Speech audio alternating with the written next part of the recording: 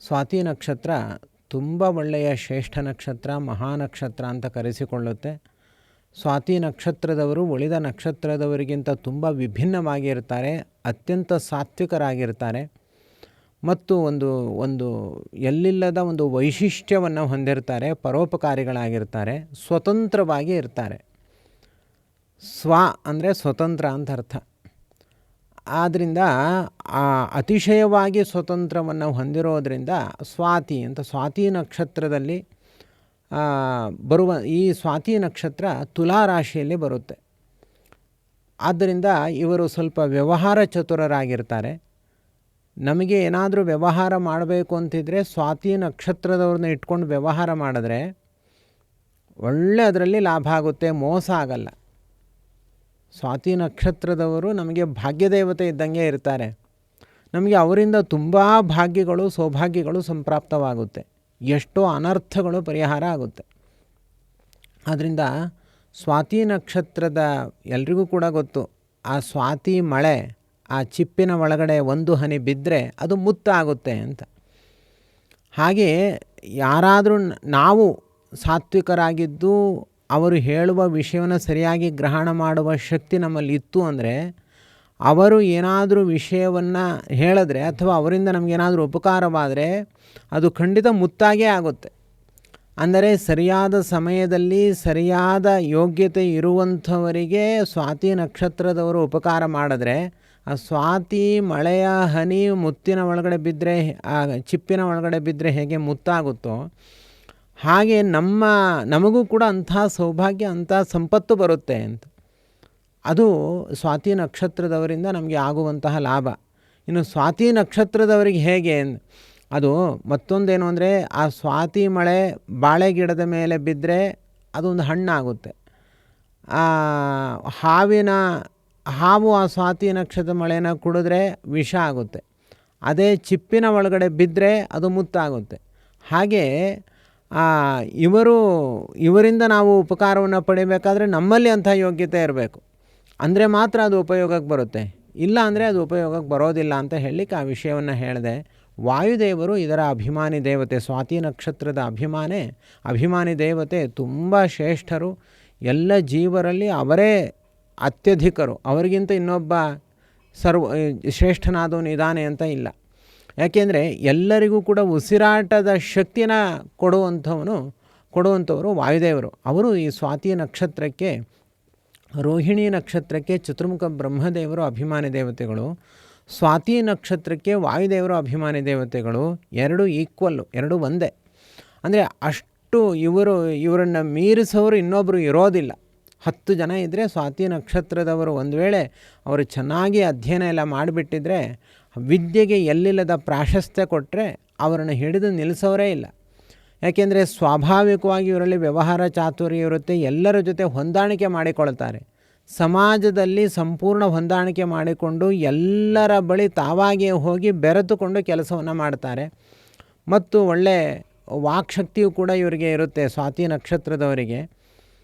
ಸ್ವಾತಿ ನಕ್ಷತ್ರದ ಬಗ್ಗೆ ಪರಿಚಯ ಮಾಡಿಸುವಾಗ, ಸ್ವಾತೋಜಾತಃ ಸುಶೀಲಶ್ಚ, ಒಳ್ಳೆ ಕ್ಯಾರೆಕ್ಟ್ರು ಚೆನ್ನಾಗಿರುತ್ತೆ, ತುಂಬ ಶೀಲ ಚೆನ್ನಾಗಿರುತ್ತೆ, ಧರ್ಮಜ್ಞ, ಧರ್ಮವನ್ನು ತಿಳ್ಕೊಂಡಿರ್ತಾರೆ, ಬಹುಭಾಷಕ ಮತ್ತು ಚೆನ್ನಾಗಿ ಮಾತನಾಡ್ತಾರೆ, ಸ್ವತಂತ್ರೋ ಪ್ರಿಯಚಿತ್ತಶ್ಚ, ಸ್ವತಂತ್ರವಾಗಿ ಇರ್ತಾರೆ, ಮತ್ತು ಪ್ರಿಯವಾದ ಮನಸ್ಸನ್ನು, ಒಳ್ಳೆಯ ಮನಸ್ಸನ್ನು ಹೊಂದಿರ್ತಾರೆ, ಧನವಾನ್ ಸುಖವಾನ್ ವಶಿ ಅಂತ. ಸುಖವಾಗಿರ್ತಾರೆ. ಅವರು ಯಾವುದಕ್ಕೂ ತುಂಬ ಟೆನ್ಷನ್ ಮಾಡ್ಕೊಳ್ಳೋದೆಲ್ಲ ಇಲ್ಲ. ಅದೇ ತುಂಬ ಪರೋಪಕಾರವನ್ನು ಮಾಡ್ತಾರೆ.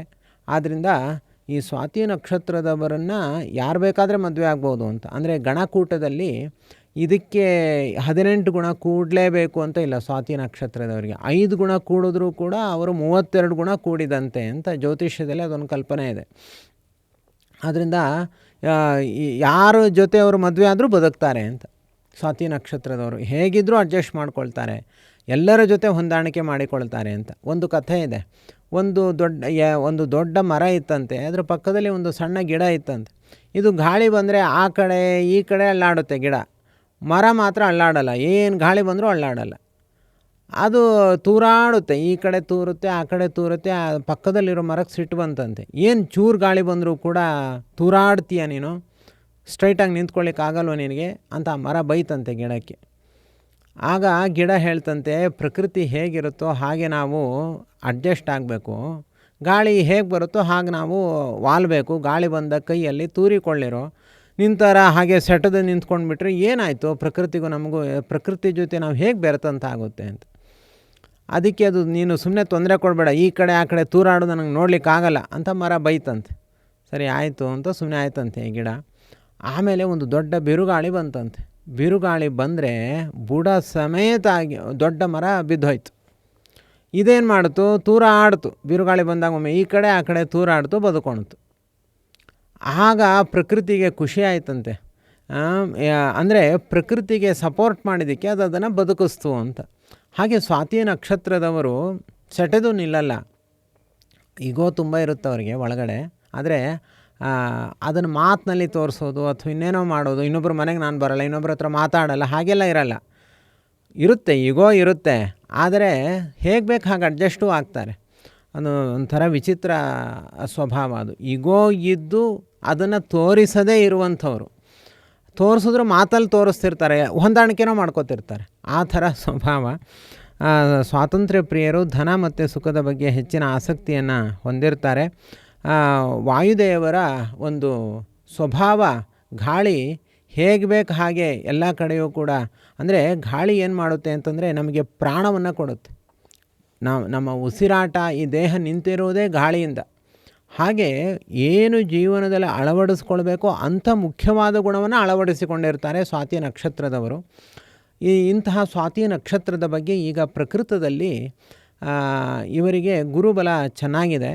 ಆದರೆ ಯಾವಾಗ ಕಟಕಕ್ಕೆ ಗುರು ಪ್ರವೇಶ ಮಾಡ್ತಾನೋ ಕರ್ಕಾಟಕ ರಾಶಿಗೆ, ಆಗ ಇವರಿಗೆ ಗುರುಬಲ ಹೊರಟು ಹೋಗಿಬಿಡುತ್ತೆ.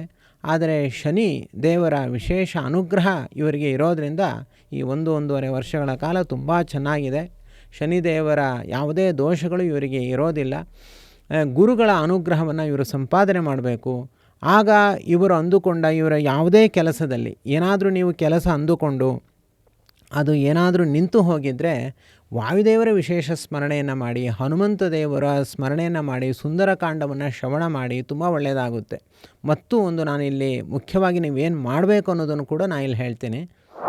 ಇಲ್ಲಿ ಹೇಳಿದ್ದು ಮಾತ್ರವಲ್ಲದೆ ನಿಮ್ಮ ವೈಯಕ್ತಿಕವಾಗಿ ಯಾವುದೇ ಸಮಸ್ಯೆಗಳಿದ್ದರೂ ಕೂಡ, ನಿಮ್ಮ ಕಾರ್ಯಗಳಲ್ಲಿ ಯಾವುದೇ ಅಡೆತಡೆಗಳಿದ್ದರೂ ನೀವು ಲಕ್ಷ್ಮೀ ನಿಲಯನಾಗಿರುವಂತಹ ಶ್ರೀ ನಾರಾಯಣ ದೇವರನ್ನು ಅಥವಾ ಶ್ರೀಕರ ನಾರಾಯಣ ದೇವರನ್ನು ವಿಶೇಷವಾಗಿ 1 ವರ್ಷಗಳ ಕಾಲ ಅಖಂಡವಾಗಿ ಸೇವಿಸಿರಿ, ಆರಾಧಿಸಿರಿ, ಭಜಿಸಿರಿ, ಹಾಗೂ ಅವರ ಬಗ್ಗೆ ತಿಳಿದುಕೊಳ್ಳಿರಿ. ಆಗ ನಿಮ್ಮ ಕಷ್ಟಗಳು ಅದು ಎಷ್ಟೇ ಕಠಿಣವಾಗಿದ್ದರೂ ಕೂಡ ಪರಿಹಾರವಾಗುತ್ತೆ. ನಾವು ಒಂದು ಹೆಜ್ಜೆ ರಸ್ತೆಯಲ್ಲಿ ಇಟ್ಟಾಗ ಆ ಮಾರ್ಗ ಅತ್ಯಂತ ದೀರ್ಘವಾದ ಮುಂದಿನ ಮಾರ್ಗ ಎಲ್ಲವೂ ಕೂಡ ಹೇಗೆ ಗೋಚರವಾಗುತ್ತೋ ಹಾಗೆ ಒಂದು ಹೆಜ್ಜೆ ನಾವು ಶ್ರೀಕರ ನಾರಾಯಣ ದೇವರ ಬಳಿ ಇಟ್ಟಾಗ ನಮ್ಮ ಭವಿಷ್ಯದ ಮುಂದಿನ ಎಲ್ಲ ದಾರಿಯೂ ಕೂಡ ಗೋಚರವಾಗುತ್ತೆ. ಲಕ್ಷ್ಮೀ ವೀಕ್ಷಣವೆಂಬ ಶ್ರೀಮನ್ನಾರಾಯಣ ದೇವರ ವೀಕ್ಷಣ ಎಂಬ ದೀಪ ಆ ದಾರಿಯಲ್ಲಿ ಬೆಳಗುತ್ತೆ. ನಿರಾತಂಕವಾಗಿ ನಾವು ಸಂತೋಷ, ಉಲ್ಲಾಸ, ಉತ್ಸಾಹಗಳಿಂದ ಆ ದಾರಿಯಲ್ಲಿ ನಾವು ಚೇತೋಹಾರಿಗಳಾಗಿ ನಾವು ಸಾಗಬಹುದು. ಅದಕ್ಕೋಸ್ಕರ ಕಿಮಲಭ್ಯಂ ಭಗವತಿ ಪ್ರಸನ್ನೆ ಶ್ರೀನಿಕೇತನೆ ಎಂಬಂತೆ ಶ್ರೀ ಲಕ್ಷ್ಮೀ ನಾರಾಯಣ ದೇವರು ನಮ್ಮ ವಿಷಯದಲ್ಲಿ ಪ್ರಸನ್ನರಾದರೆ ಅದಕ್ಕಿಂತ ಸಂತೋಷದ ಸಂಗತಿ ಮತ್ತೊಂದು ಇರೋದಿಲ್ಲ. ಈ ಜನ್ಮ ಸಿಕ್ಕಿರುವುದೇ ನಮಗೆ ಲಕ್ಷ್ಮೀ ನಾರಾಯಣ ದೇವರ ಸೇವೆಗೋಸ್ಕರ ಅಂತ ತಿಳಿದು ಈ ಒಂದು ಸಮಸ್ಯೆಗಳ ಪರಿಹಾರಕ್ಕೋಸ್ಕರ, ಯಾವುದೇ ಕೆಲಸಗಳ ಅಡ್ಡಿ ಆತಂಕಗಳ ಪರಿಹಾರಕ್ಕೋಸ್ಕರವಾದರೂ ಕೂಡ 1 ವರ್ಷಗಳ ಕಾಲ ಅಖಂಡವಾಗಿ ಶ್ರೀ ಲಕ್ಷ್ಮೀನಾರಾಯಣ ದೇವರ ಸೇವೆಯನ್ನು ಮಾಡಿ ಎಲ್ಲ ಗ್ರಹಬಾಧೆಗಳೂ ಕೂಡ ದೂರತೋಪಾಸ್ತವಾಗುತ್ತೆ. ಹಾಗೂ ನಿಮ್ಮ ಇಷ್ಟಾರ್ಥಗಳು ಬಹುಬೇಗ ಅದು ಸಿದ್ಧಿಯಾಗುತ್ತೆ. ಅಥವಾ ಗ್ರಹಗಳಲ್ಲಿ ಈಗಾಗಲೇ ಹೇಳಿದಂತೆ ಒಳ್ಳೆಯದಿದ್ದರೂ ಕೂಡ ಅದು ನಮಗೆ ವರವಾಗಿ ನಮಗೆ ದೊರಕುತ್ತೆ. 1 ವರ್ಷಗಳ ಕಾಲ ಸೇವೆ ಕಠಿಣವಾಗಿದ್ದರೆ ಅಧಿಕ ಮಾಸದ 1 ತಿಂಗಳ ಸೇವೆನಾದರೂ ಕೂಡ ಮಾಡಿ, ಅಧಿಕ ಮಾಸದ ಈ ಸೇವೆ ತುಂಬ ಚೆನ್ನಾಗಿರುತ್ತೆ. ನಾವು ಆಚರಿಸುವ ಶ್ರೀಕರ ನಾರಾಯಣ ದೇವರ ಅಧಿಕ ಮಾಸದ ಸೇವೆಯಲ್ಲಿ ನೀವು ಪಾಲ್ಗೊಳ್ಳಿ. ಇದರ ಬಗ್ಗೆ ಪೂರ್ಣವಾದ ಮಾಹಿತಿಯನ್ನು ಪಡೆದುಕೊಳ್ಳಿ. ನಿತ್ಯವೂ ಕೂಡ ಭಾಗವತ ಗ್ರಂಥದ ಶ್ರವಣ ಇರುತ್ತೆ. ಸಕಲ ಪಾಪಗಳನ್ನು, ಸಕಲ ದುರಿತಗಳನ್ನು, ಸಕಲ ಬಾಧೆಗಳನ್ನು ಸುಟ್ಟು ಭಸ್ಮೀಭೂತವನ್ನಾಗಿಸುವ ಭಾಗವತದ ಒಂದೊಂದು ವಿಚಾರಗಳು, ಒಂದೊಂದು ಶ್ಲೋಕಾರ್ಥಗಳು ಅದ್ಭುತವಾದ ನಮ್ಮ ಜೀವನದ ದಿವ್ಯ ಔಷಧಿಯಾಗಿ ನಮ್ಮ ಉಪಕಾರಿಯಾಗುತ್ತೆ. ಅಂತಹ ಭಾಗವತ ಗ್ರಂಥದ ಶ್ರವಣ, ನಿತ್ಯವೂ ಕೂಡ ತೀರ್ಥಕ್ಷೇತ್ರಗಳ ಮಾನಸ ಯಾತ್ರೆ ಹಾಗೂ ನಿತ್ಯವೂ ಶ್ರೀಕರನಾರಾಯಣ ದೇವರಿಗೆ ಸಹಸ್ರನಾಮಾರ್ಚನೆ, ಸೂರ್ಯೋದಯ ಕಾಲದಲ್ಲಿ ಕನಕಾಭಿಷೇಕ ಸೇವೆ ಹಾಗೂ ಅನೇಕ ಬಗೆಯ ಜ್ಯೋತಿಷ ವಿಚಾರಗಳು, ಹೀಗೆ ಹಲವಾರು ಆಕರ್ಷಕವಾದ ಈ ಒಂದು ಸಾಧನೆಯಲ್ಲಿ, ಒಂದು ಥರ ಕ್ಲಾಸ್ ರೂಪದಲ್ಲಿ ನಡೆಯುವಂತಹ ಈ ಸಾಧನೆಯಲ್ಲಿ ನಿಮ್ಮನ್ನು ನೀವು ತೊಡಗಿಸಿಕೊಳ್ಳಿ. ನಿಮ್ಮ ಜೀವನವನ್ನು ಸಾಧನಮಯವನ್ನಾಗಿ ಮಾಡಿಕೊಳ್ಳಿ. ಎಲ್ಲ ಸಮಸ್ಯೆಗಳಿಗೂ ಕೂಡ ಇರುವ ಏಕೈಕ ಪರಿಹಾರ ಅದು ಲಕ್ಷ್ಮೀಪತಿಯಾದ ಶ್ರೀಕರನಾರಾಯಣ ದೇವರ ಸೇವೆ ಎಂಬುದನ್ನು 3 ಕಾಲಗಳಲ್ಲಿಯೂ ಕೂಡ ನೀವು ಮರೆಯಬೇಡಿ. ಇದು ಅತ್ಯಂತ ಕಠಿಣವಾದ ವಿಚಾರ ಹಾಗೂ ಅತ್ಯಂತ ಸತ್ಯವಾದ ವಿಚಾರ. ಇದನ್ನು ಅರ್ಥ ಮಾಡಿಕೊಂಡು ನೀವು ದೇವರ ಸೇವೆಯಲ್ಲಿ ನಿಮ್ಮನ್ನು ತೊಡಗಿಸಿಕೊಳ್ಳಿ. ಹೆಚ್ಚಿನ ಮಾಹಿತಿಗೋಸ್ಕರ ನಮ್ಮನ್ನು ಈಗ ನೀವು ವಾಟ್ಸ್ಯಾಪ್ ಮೂಲಕ ಸಂಪರ್ಕ ಮಾಡಿ ನಮ್ಮಿಂದ ಮುಂದಿನ ಮಾಹಿತಿಗಳನ್ನು ಪಡೆದುಕೊಳ್ಳಿ. ಸರ್ವಗುಣ ಸಂಪೂರ್ಣ ಸರ್ವದೋಷ ವಿವರ್ಜಿತ ಪ್ರೀಯತಾಂ ಪ್ರೀತೇ ಬಾಲಂ ವಿಷ್ಣುರ್ಮೇ ಪರಮಸುರ್ಹತು. ಶ್ರೀಕೃಷ್ಣಾರ್ಪಣಮಸ್ತು.